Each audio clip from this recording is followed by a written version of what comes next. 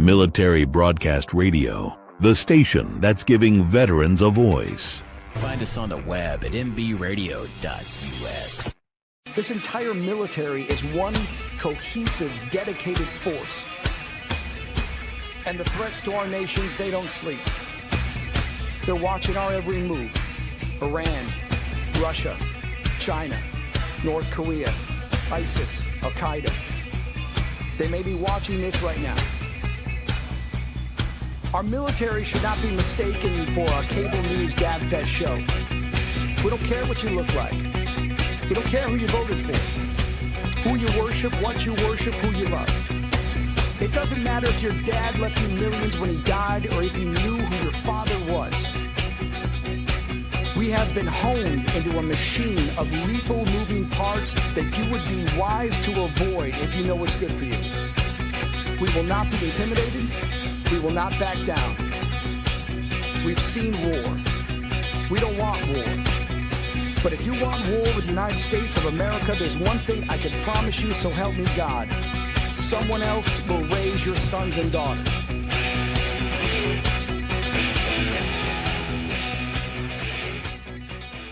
Military Broadcast Radio, the station that's giving veterans a voice. Find us on the web at mbradio.us. Opinions expressed in this program are those of the speakers and do not necessarily reflect the views or positions of any entities they represent. Find us on the web at mbradio.us. Join Terry with Tracer Rounds every Tuesday at 8 p.m. Eastern to hear interviews with veteran artists, veteran business owners, and businesses that support veterans. Catch us on Roku, Amazon Fire TV, and MB Radio.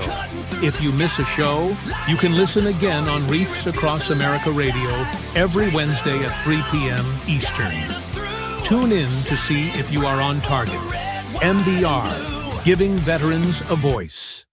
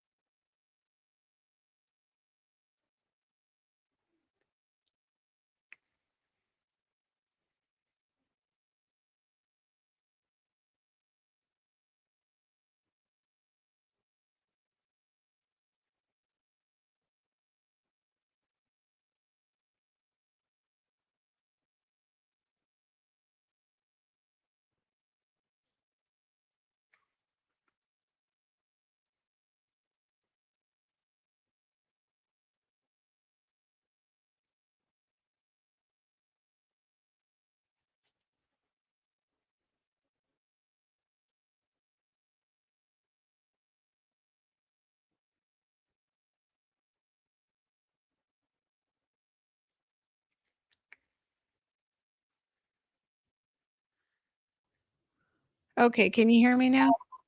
Yep, I can hear you loud and clear. Yes, something was going on with the mic. I think it's the weather, and so I apologize for getting a late start, but you're on Military Broadcast Radio, and this is the Tracer Rounds show, and you're with Ace from the Bulletproof Podcast. Welcome, Ace.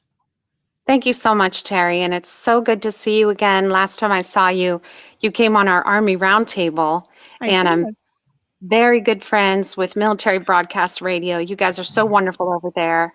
And I just want to say thank you so much for having me on the show tonight. It's such a pleasure to be here. I'm so excited to have you because I don't even know where to start with your background and your career and everything that you're doing now and everything you've done before. So why don't you kind of give us an idea of who Ace was as a kid and how you got to this point, if you don't mind?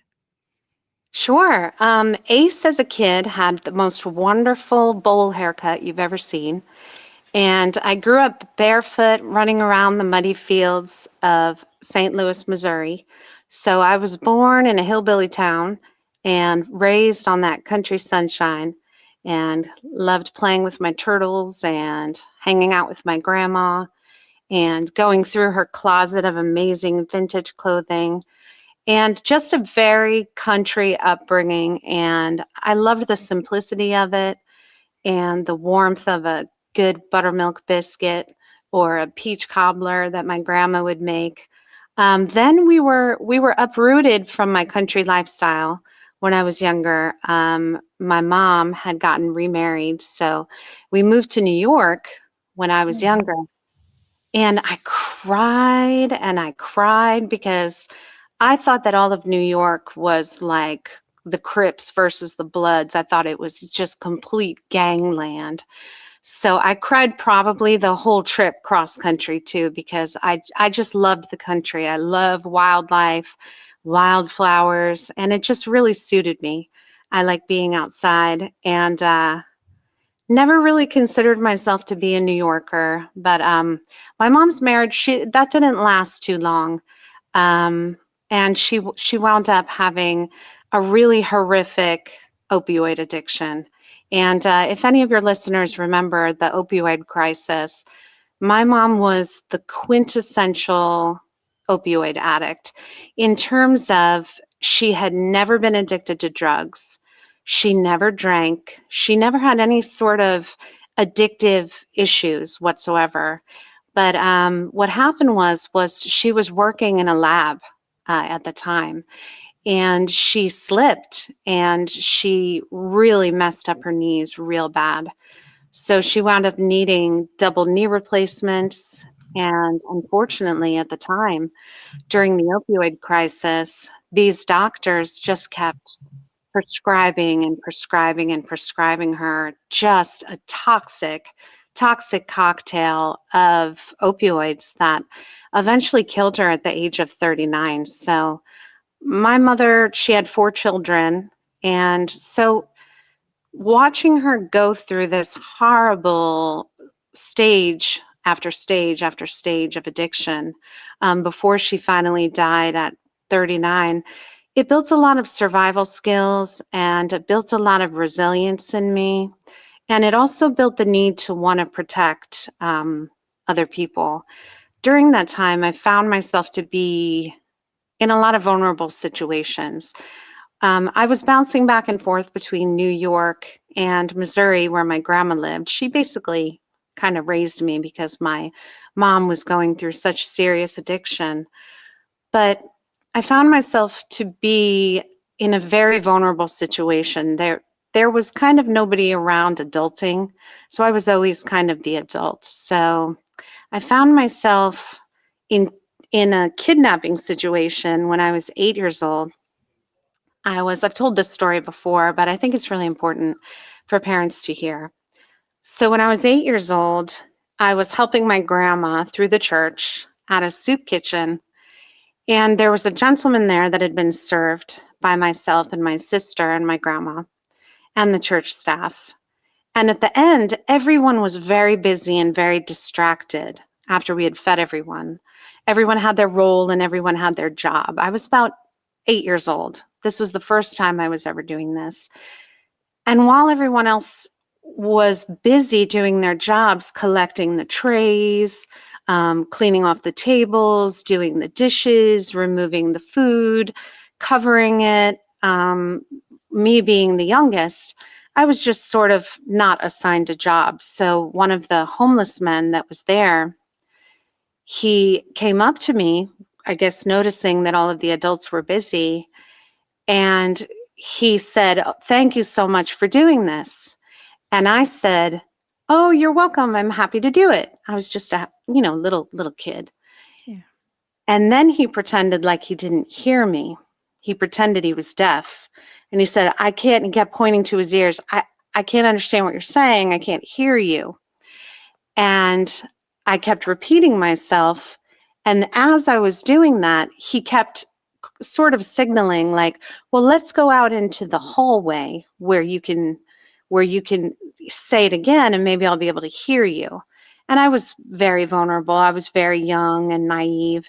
And he kept luring me further and further away from the kitchen where my grandmother was. Eventually, he got me away from the kitchen, out of the dining room, past, there was a large hallway outside of the dining room, lured me outside of the hallway, and eventually pulled me almost outside of the front doors when the owner of the facility ran out. And luckily she did, because I had literally practically 1 foot in and 1 foot outside of the building. And outside was the streets of downtown St. Louis, which isn't where I was from, but that's where we were doing sort of like the mission that day.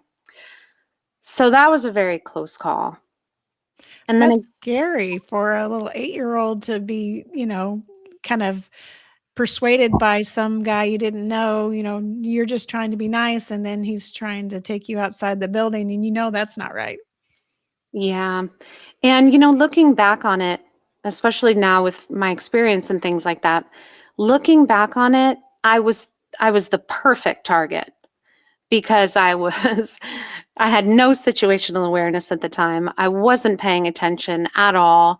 I was smiling and I just saw the good in everyone, like most children do. I didn't see the hazards because I wasn't really taught that way. I wasn't raised that way. And it happened again, strangely, when I was 21, 22. I think I just turned 22. I was waitressing in a brewery, putting myself through college. Again, I didn't have a father figure. My mom had died a couple of years earlier. So I was sort of just out there working 3 jobs, going to school, doing all this on my own, and ran into a Target to get an iced coffee before my double waitressing shift at the time to pay for my school. And my favorite color is yellow. So that comes into the story. I love yellow. And I used to love the old Volvo cars. I used to like them because they were safe, right? So went into Target, got my iced coffee. And as I was coming out, now on Long Island, New York, which is where I was living, it's very busy. All these Target parking lots have hundreds and hundreds of cars in them. So it was a very busy Sunday. The parking lot was completely packed with moms and shopping carts and kids and people and cars, and just a hustle, right? If you can picture that.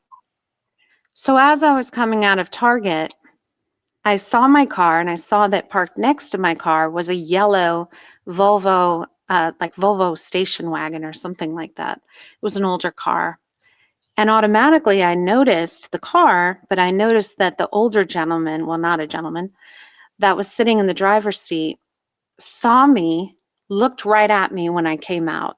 And he was about, I would say, 12 spots away from the front door.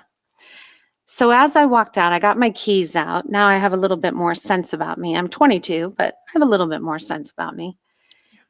And as I'm walking to my car, I have my keys in my hand, and I'm still watching him watch me. Now, knowing what I know today, I would not have gone to my car. But I was thinking at the time, being a naive 22-year-old, well, it's Sunday, the sun is shining, there's a million people in the parking lot, it's crowded. You make a bunch of excuses.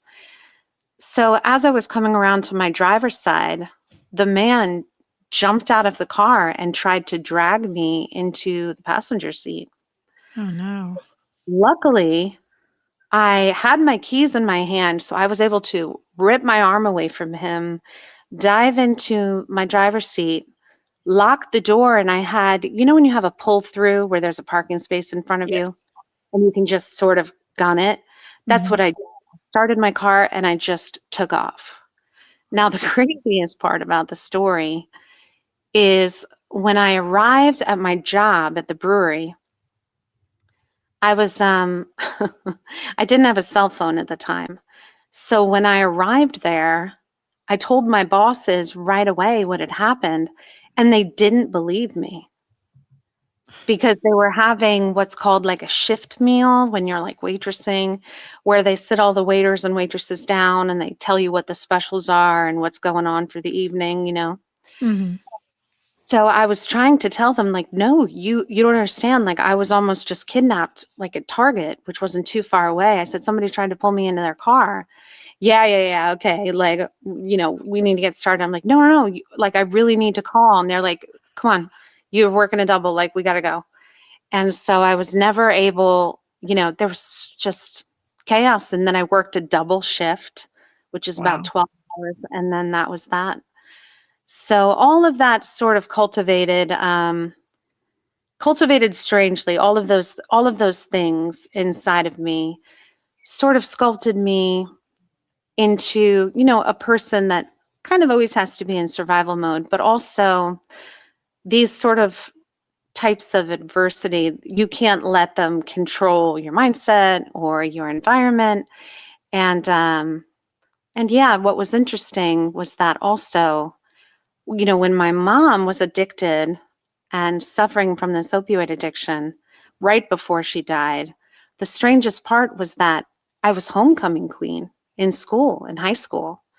And I'm not saying that to say, oh, I was homecoming queen, but the strangest part about that was I went to school and I was that person, but then, you know, there was no breakfast, there was no lunch, there was no dinner. My mom was passed out or crashing her car or breaking her arm or getting arrested. And so it's kind of like I was leading two lives, you know, also. Right. So, but I say this not as like a sad, oh, look what I went through. The point is that no matter your circumstances, anything is possible and you can always rise above any sort of adversity. You never know what you can truly endure until you've had to go through it. And it sounds like you had quite the upbringing with mom having the problem with opioids and going to a whole new state where you didn't know anything and then being abducted almost twice. I mean, that has to definitely show you what you're made of. You know, I've had some really hardworking angels looking after me. There were some near fatal car accidents, you know, in there as well. There was this one crazy time when I was driving to the beach in college as well. And I was driving down this very popular road by my college. And a man was drag racing in a Pontiac against a Ferrari, a yellow Ferrari, actually. Oh, my goodness. Yeah. And unfortunately, the Ferrari won. But the Pontiac that was driving on the opposite side of the road, it hit a guardrail, flew up in the air, Dukes of Hazzard style, and hit my vehicle head on. And yeah, it was crazy. And luckily, I seriously was saved by angels, by the grace of God that day, because he died on impact, but my car spun out 8 times, caused a huge 10-car pileup behind me, and then almost flipped down over into what was like a deep kind of cliffy ravine. So my car went on 2 wheels, and I said, please, God, no. And because it was about to flip over into the cliff. Yeah, just imminent death, right? And it came back down immediately. I didn't have a scrape on me. They loaded me onto a stretcher. They gave me MRIs. They checked everything, and my car was completely squashed like a bug. But luckily, in my life, the angels have worked overtime. So all glory to God. I'm very thankful for that. Wow, you must have had some angels to have had all that happen and still walk away unscathed and not really, you know, other than shaken up, healthy. So that's awesome. And there was a roommate, because I was in college at the time, that was also going to the beach that saw the whole accident. And so they were freaking out, thinking that, you know, once the ambulance arrived, excuse me, that that they were going to pull some sort of mangled body out of the vehicle. But I walked out, and thankfully they took me to the hospital, but I was fine. So I'm very thankful for that. Definitely. So what did you study in college, and how did it prepare you for what you're doing now, or did it? Well, very interesting. I sort of had two professions my whole life. When I went to school, I studied Shakespeare. I studied English. I went on to teach at private schools for 26 years. I taught public speaking. I taught Shakespeare. I taught tons of stuff. I taught many grades, high school, middle school, elementary school. I taught at local theaters, public speaking, Shakespeare, things like that. Mhm. But while I was doing that, I started really getting into doing something more serious, because it all felt too frivolous to me to just be teaching this and teaching that. And I didn't feel like it had any meaning. So I started pursuing other paths of education as well through the Department of Homeland Security, and sort of building all that up underneath my belt. And I still teach today, but I also run a safety and security team of veterans to keep the school safe and do active shooter. And so I kind of have my hands in both worlds, teaching because I do love children, and also making sure I stay up on, all my certifications with DHS and search and rescue and volunteering and mental health, holistic certifications and all that. And so that sort of led into a career working to find missing children, being a missing persons incident commander with a nonprofit. How long did you do that? And are did you that- still involved with that? Well, I started off being a volunteer with Operation Underground Railroad. Are you familiar with them? Yes, I've heard of them. Yes, ma'am. Okay, so they did that movie Sound of Freedom. So that was sort of the door opening. By then, I had many certifications in the field, but I started volunteering with them. And then once I had a lot of experience underneath my belt and the certifications to back it up, then I started working with this nonprofit. I had applied for it, and I got in as the incident commander. And it was a wonderful experience. And also, it is a very devastating, it's a very devastating field to work in. It's a necessary field, but it's a very devastating field, because a lot of times the outcome is tragic. Right. And a lot of times it's children or the most vulnerable people in your population. So there was a lot of very young autistic children that went missing, because many of the children have elopement, which is they just feel an inner desire to run off, and they are extremely attracted to water. So unfortunately, a lot of the missing children that go missing immediately, especially young children with autism, unfortunately are found in really horrific ways in local bodies of water, which is awful. Yes. But luckily, there's a lot of new programs and new technologies for parents of children with autism, where they can wear certain alert bracelets, certain tracking devices that can alert them of different types or moments of elopement with their children. Also, there were a lot of cases of silver alerts, purple alerts, a lot of cases where senior citizens with dementia or Alzheimer's would go off on a regular trip to the grocery store and unfortunately have a serious memory lapse and not realize where they're going. And a lot of them sometimes can find themselves in very dangerous situations because they can't remember where they are or how to get back home. And so a lot of those can be very tricky, because they can find themselves in survival situations where they have nothing to eat and nothing to drink, and they're in the middle of the wilderness and they don't know who they are, what happened, etc. So those are always very, very difficult as well. Yeah. Many of the cases as well were foster youth, because the foster system is just in need of a complete renovation, because so many of these children, especially when they get to the teen years, fall through the cracks.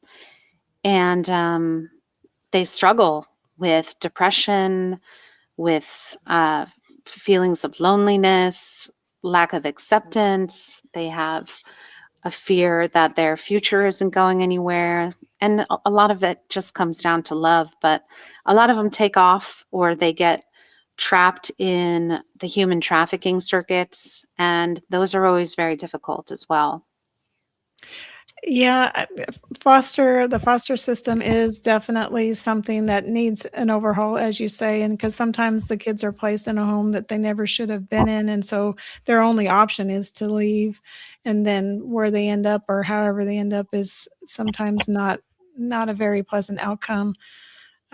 Because like you said, they do get trafficked and things like that. They believe in people that they think have their best interests at heart, and then realize after the fact that they don't. Right. And those types of vulnerabilities, predators can just smell them. Yeah. And, a lot of special operators will tell you, you can see where the predators are, and you can tell who prey is. You can tell by their posture, you can tell by their attitude, you can tell when they talk, you can smell vulnerability if you're a predator. So unfortunately, a lot of those children fall victim to it. 2 of the cases were very strange, and they were your average housewife with children. One of them was a new grandmother, and this particular woman also had just done her daughter's bridal shower, and the very next day just completely went rogue, went completely off the map, completely disappeared. And there were so many questions, even by law enforcement, about what happened to her, because her whole house was destroyed as if someone had broken in. And unfortunately, it eventually ended in a suicide. But two of these cases were identical in terms of these women just had a complete mental breakdown out of nowhere, and just took off and eventually just snapped. But their families, they didn't see any sign of it. So those were really difficult, because I worked closely with both of their families after it. But those are in some ways more difficult, because nobody saw anything coming. There weren't any warning signs. Yeah, I can imagine that being my family member, mom, sister, aunt, whoever, that all of a sudden one day they're just gone. They've done normal things, for the long term, as far as you can remember, and then all of a sudden one day they just do something completely out of the norm, and you're like, what happened? Like, there was no warning, no signs, no symptoms of something.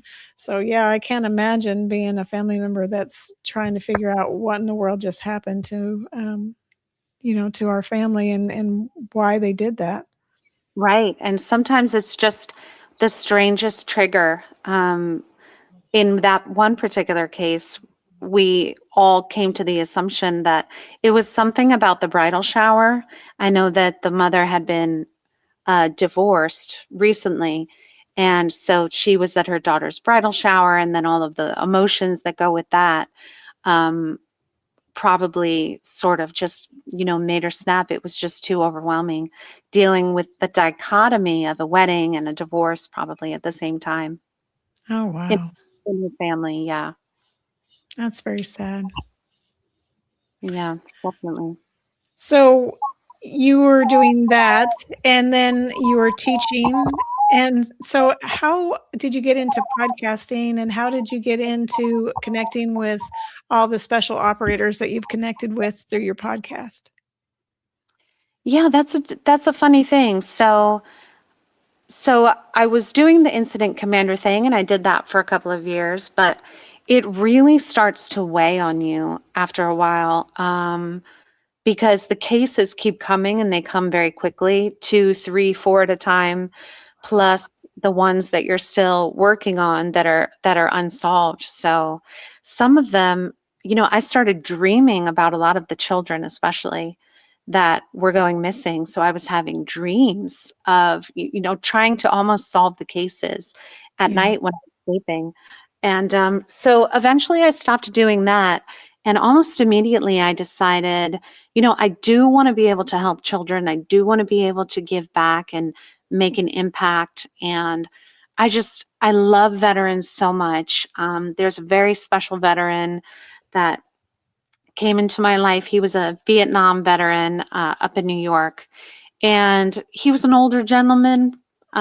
He was probably 79, turning 80 when I met him, but he had a heart of gold. He was salty and had been exposed to Agent Orange, and unfortunately had lost his family while he was away at war.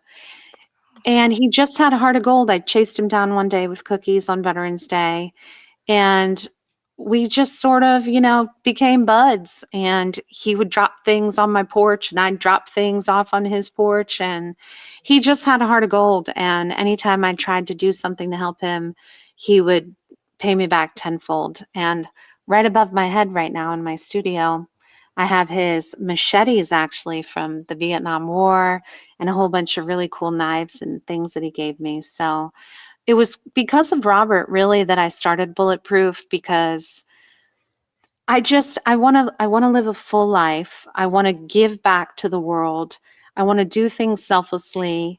And Robert was the perfect example of that. So I started Bulletproof because I wanted to connect with people that are doing good because it's good, that do the right thing because it's the right thing. And so when I started connecting with the veteran and first responder and Homeland Security, really, community, I just kind of found my tribe and I found my people, because I think it's the best example of what a great American can be. So since I started the show, I've just basically completely devoted my life to trying to give back to this cause. And through Bulletproof, I've been able to just meet so many incredible people and hear so many incredible stories and really get a chance to honor some of these amazing heroes that sacrificed their lives and the survivors that survived incidents like Operation Red Wings or the Black Hawk Down incident or Extortion 17 or Benghazi, and getting that sort of historical perspective from the people that were there and the people that had to inform families after these tragic, horrible losses and pick up the pieces for the rest of the country during those tragic events really was very life-changing and impactful for me. And I think I've met some of the best people, yourself included, that America really has to offer. Well, I appreciate the work you're doing, because I think too that it's so important to capture all these stories and preserve them for the next generation so that they'll know what we've done or what those in those positions have done to further, the American freedoms and to really make a difference around the world. So I really think it's very important what you're doing. And I think just having you do that with all the people you connect with is so very important. Well, thank you. I really appreciate that. But I consider myself to be the lucky one, because I've made really dear friends and connected with just such wonderful people that really, you know how they say that you align with people that are on the same vibrational frequency as you? Did you ever hear that? Yes, one of our hosts on one of our platforms, she talks about that a lot. And so, yes, I understand. I really believe that, because I think that we are just giant energy conductors, and you're going to attract that's whatever vibration it is that you're putting out. So I really feel like I've connected on a very deep level with so many of the wonderful people that have come on the show. And yeah, it's definitely been an exciting journey, and I'm really looking forward to seeing where it goes from here. And so you have won the 2025 Marathon Award. So what was that about? What kind of marathon show did you run to win that award? I'm really curious. Yeah, the name is kind of tricky, right? Yeah. Well, it's called the 2025 Marathon Show Award, but it's based on statistics, and it says that that people tuned in 80% longer, meaning when they tune into the show, they listen 80% longer than they did to other shows. So they gave me an award for it. And I was like, That's cool. awesome. I'll Well, take it. congratulations for that. I think you're doing good work, so no wonder they're listening because they should. So what all platforms are you on? I know you're Spotify, Amazon, iHeart, Reese Across America. What else are you showing up on? Let's see, Roku TV and then the Amazon TV on there. Basically, wherever you find your podcasts, except for iTunes, because I don't get down with Bill Gates. So I did upload my platform to there. But yeah, other than that, you can find it on Spreaker and Podbean and all those other ones too. Oh, very good. And so now you're an author, or have you been an author before? Because I know you have a new book out and it's on Amazon. And it's right here. That's very interesting. So I have to go back. I have to rewind a little bit to answer that question. I left something out about my childhood, which keeps coming up in my algorithm because, once you're onto something, your algorithm just keeps feeding it to you, right? So, so when I was a child, I was really into creative writing, and they put me into the GATE program. Have you heard about that? I don't think so. Okay. Now that we're talking about it, it's going to be in your algorithm. So buckle up, Carrie. All right. So it's actually gone viral lately, the GATE program, because, well, I'll touch on this very, very briefly. The GATE program was a gifted and talented program for children, but it was a CIA program. I didn't know that as a child, but now I know that because it's publicly out there and all the documents. So it was a CIA program in the public schools, the gifted and talented program, where children with certain talents or whatever the case may be, they were pulled out of their class and put in a gifted room or bused to a different district where they had part of their day in this gifted program. So I was pulled out as a child and bused to a different district. Mostly for my creative writing. But there were many children there that were different things. There were some kids building rockets and all sorts of wild stuff. It was kind of like X-Men. But if you look more into it, you'll be like, whoa, this is insane. And it really, now that I'm learning more about it, it really is crazy. So yes, I was in the CIA GATE program as a child for creative writing. So since then, since being a child, I've always loved to write. I have many saved documents of things that I've written. I've written plays, I've written poetry, I've written a whole bunch of things that I've never published. But when Robert, that veteran that I was telling you about, when he passed away last year, it just hit me like a ton of bricks.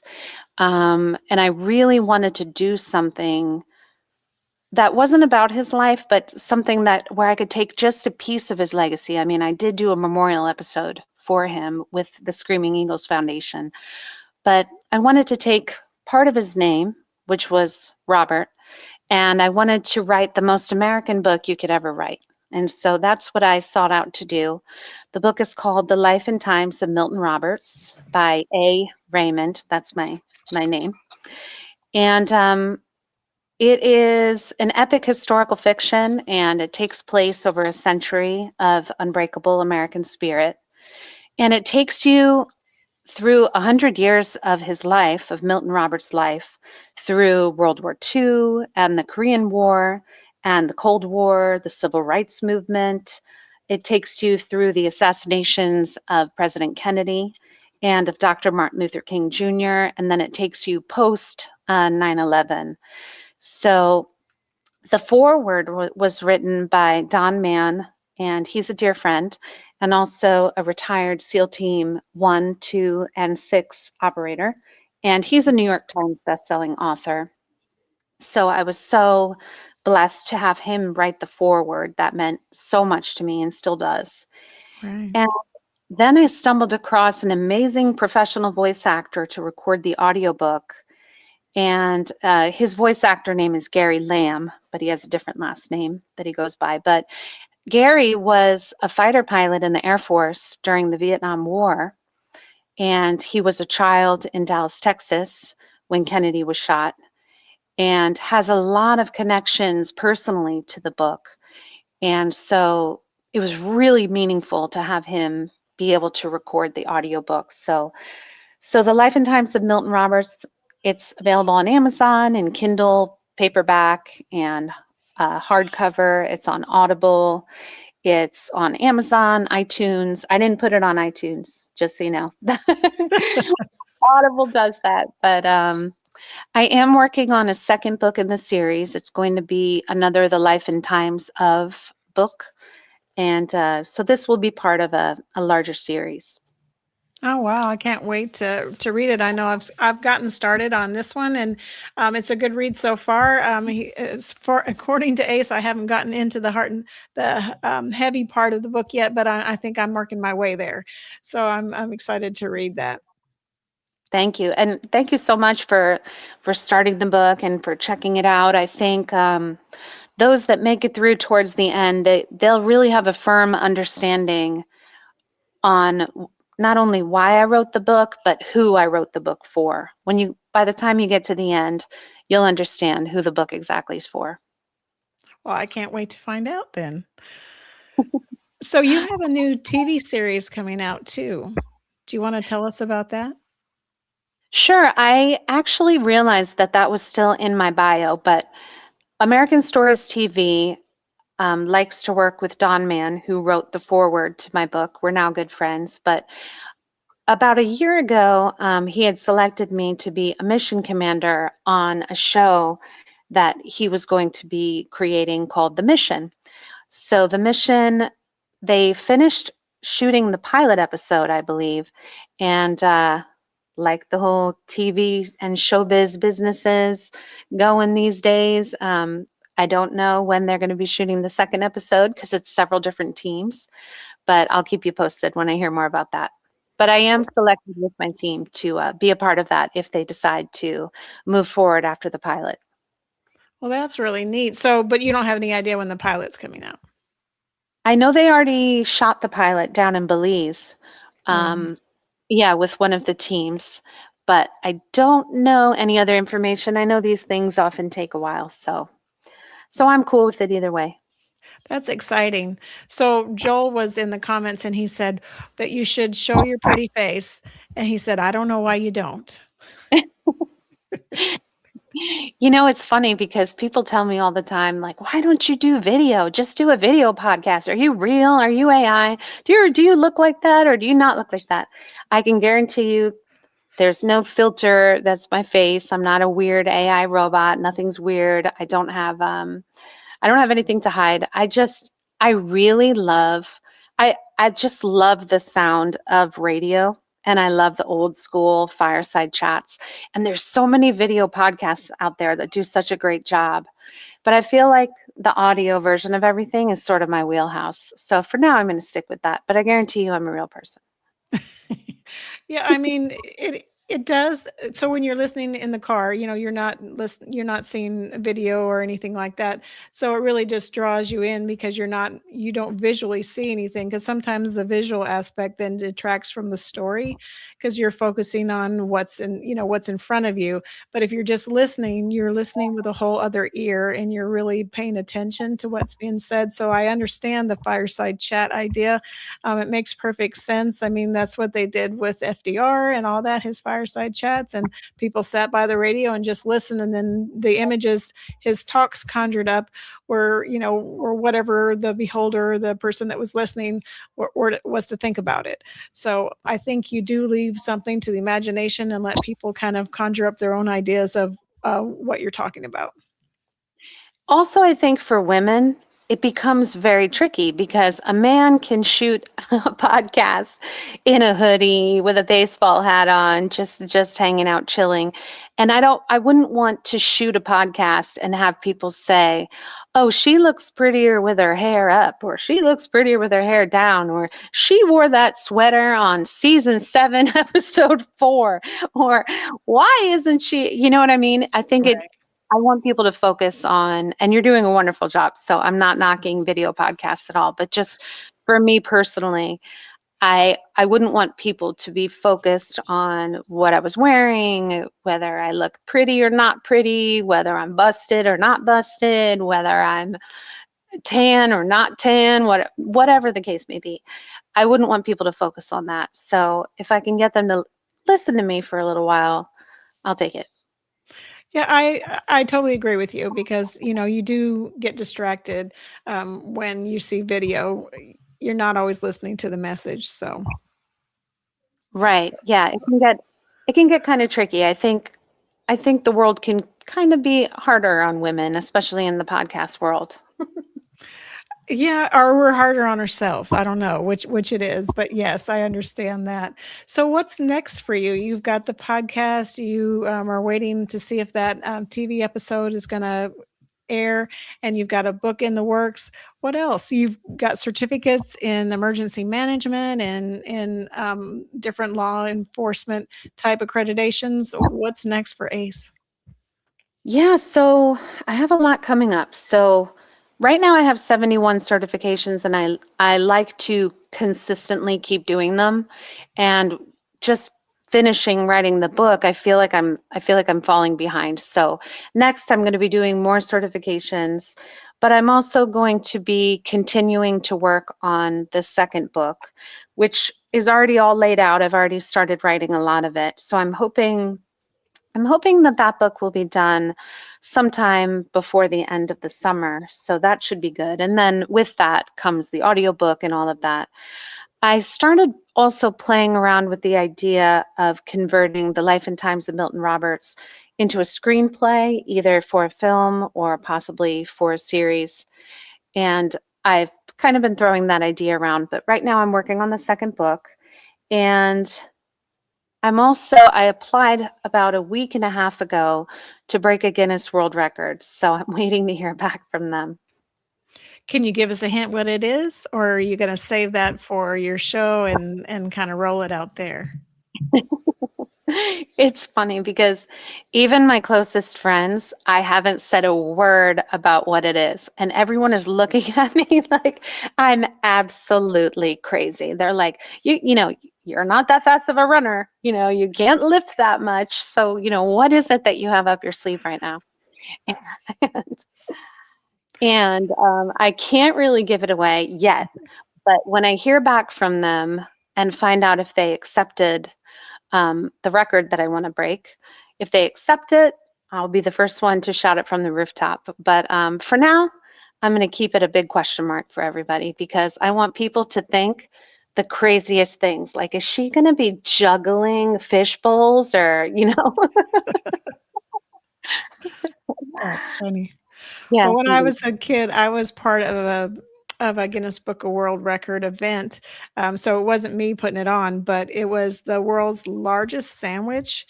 And it was the world's largest ice cream cone. And it was in Boise State football stadium.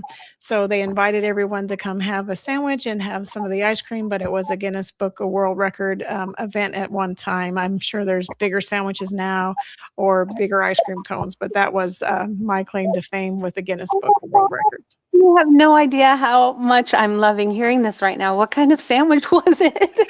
It was so actually I'm from Idaho, and the big sub restaurant there is Blimpie's. So it was a Blimpie's sub. And so it was just made of different meats and cheeses. And then it was a strawberry ice cream, if I'm not mistaken, it was strawberry. And so what they did was they had this big platform and they put all these gallons of ice cream in it. And then they gave each person a cone off of it, but I don't remember how many gallons of ice cream it was, but it was a lot. It was huge.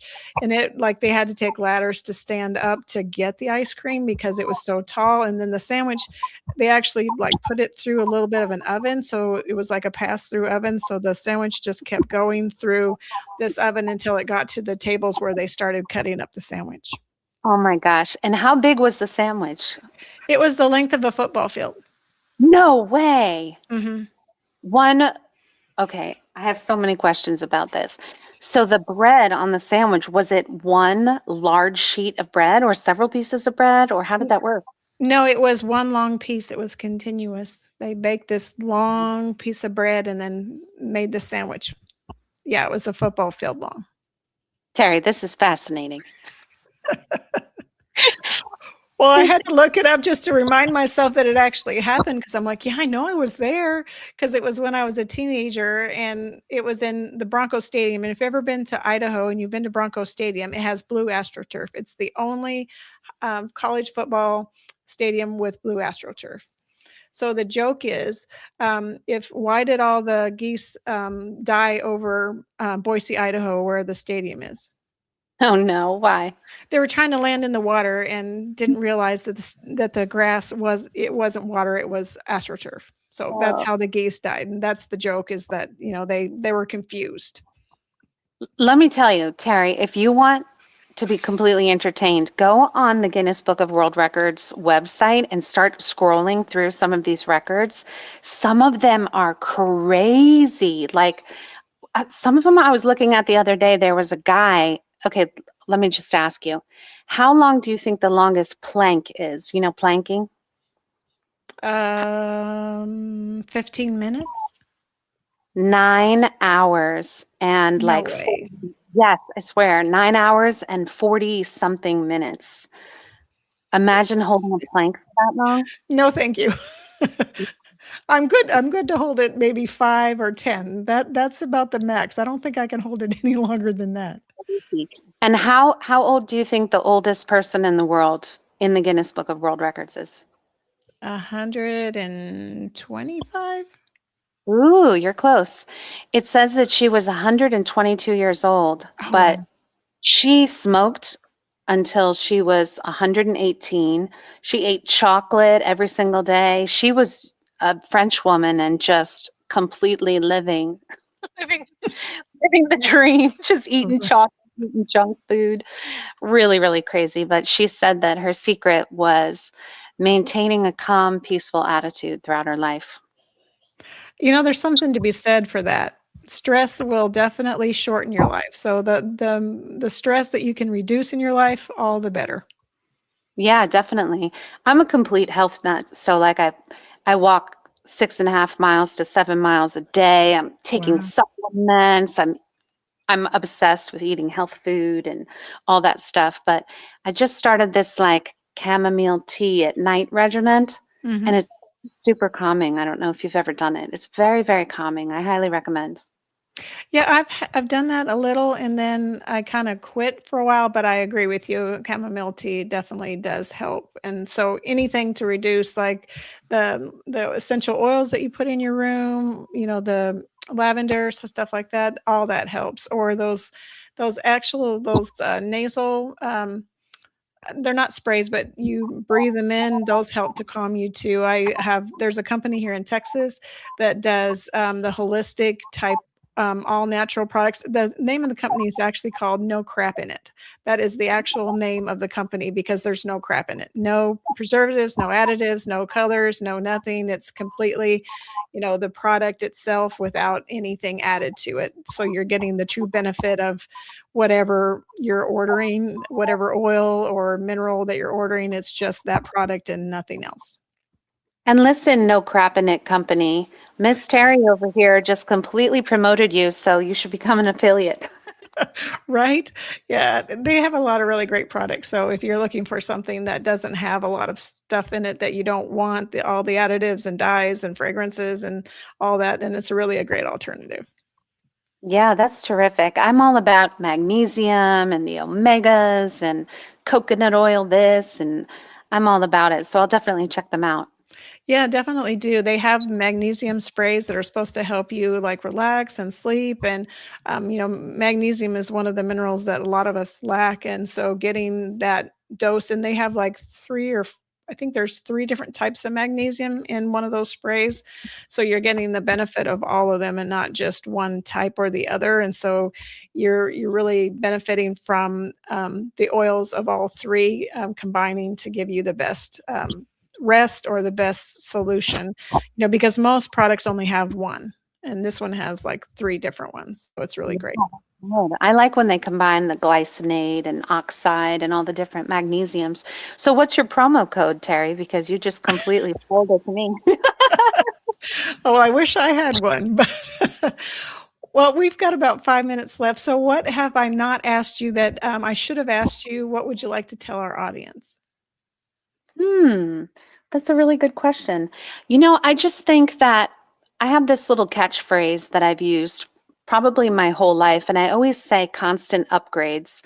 And I just like to live in a way where I feel like I'm constantly upgrading myself, whether it be upgrading my certifications or upgrading my connections with my community or upgrading my health or upgrading my ability to write more or do more, or even upgrading my bedroom style or my house or my yard or anything that I'm trying. I like to constantly upgrade it and level up. So I encourage everyone that's listening to just take the leap and dare to fail gloriously or dare to succeed gloriously, because you don't want to live a life where you look back and you wish that you would have done something. So if I could leave your audience with anything, it would be go for the gold, go big, dream big, and constantly upgrade your life. That is great advice. And so you're going for the Guinness Book of World Records. So I say you're leveling up there for sure. Yes. And what I can tell you about that record is I'm not trying to make the biggest sandwich, and I'm not trying to make the biggest bowl of strawberry ice cream. All right, so we know it's not that. So we'll have to keep guessing. So do you have any ideas? What do you think it is? I would say it has something to do with podcast, but I don't think it's like the most guests on, and I don't think it's the longest show. So I'm kind of lost in what it might be, but I'm thinking it's related to your podcast in some way. Interesting. Well, we'll all just have to wait to find out. Awesome. Well, Ace, I appreciate you coming on today, and I want everybody to check out her book. It is on Amazon. I got mine. It came within a day. It's super fast. So the Life and Times of Milton Roberts, and then there'll be a 1 and a 2 to go along with that. And catch her podcast. You're on Wednesdays? You're on Wednesdays at 8. Is that what time you're on Reese Across America? I'm on Wednesday nights and Friday mornings. Wednesday nights and Friday mornings. And where else can they catch you? Do you do recordings, right? So your show plays on Reese, like you said, on Wednesdays, and then again on Friday mornings. And then does it broadcast anywhere else besides that on different days of the week? Spotify is pretty much my LZ, my landing zone there. You guys can find me over there all the time. You can find all of my episodes, all 8 seasons, and be sure to tune in this Sunday for the season 8 finale with Ted Traver. He's a SEAL Team 6 operator, and he just has a wild, adventurous story. So be sure to catch the season finale this Sunday. Oh, we'll have to do that. Well, thank you so much for coming on. You've been a pleasure, and thank you for standing through the audio issues at the beginning, but we really appreciate you being on tonight. Terry, thank you so much for all you do. Thank you so much to Military Broadcast Radio. I'm so thankful for you guys and for great Americans like all of you. So thank you so much. Thank you. This is Tracer Round signing off. Life is like a duck. Tough times don't last, but tough people do. Here at Military Broadcast Radio, we're teaming up with our friends at Die Tired, the veteran-friendly music band spreading strength, resilience, and mental health awareness, one shirt at a time. And check this out. Their brand new shirts feature broadcast beaker right on the breast pocket. A reminder that you can weather the storm, and you're never alone. Shirts are only $25, and proceeds support giving veterans a voice. MBR's mission to teach veterans how to podcast and videocast. Because when our vets are talking, they're not overthinking. They're not second-guessing. Together, we stop the 22 stigma. Grab your shirt today at mbradio.us and hit the shop. Or go directly to toramerch.printavo.com/merch/dietiredband. That's toramerch.printavo.com/merch/dietiredband. Suit up. Stand strong. Remember, we're unduckable together. You're built tougher than the storm. Ladies and gentlemen, thank you for tuning in to Military Broadcast Radio. As we wrap up today's show, we want to remind you that the podcast of today's episode will be available right after we go off the air. So if you missed any part of the show or want to listen again, be sure to check it out. And remember, we're here to support and honor our veterans. Your stories and experiences matter, and we are committed to giving you a platform to share them. That's right. We're here to give our veterans a voice. So don't forget to catch the podcast and stay connected with us. Giving our veterans a voice.